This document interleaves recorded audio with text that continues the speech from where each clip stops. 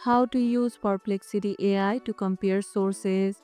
Want to check how different websites cover the same topic? Let's use Perplexity AI to compare sources in seconds. Just enter your question or topic in the search bar. Once the results load, look below the answer.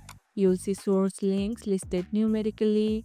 Click those to view each source's take on the subject.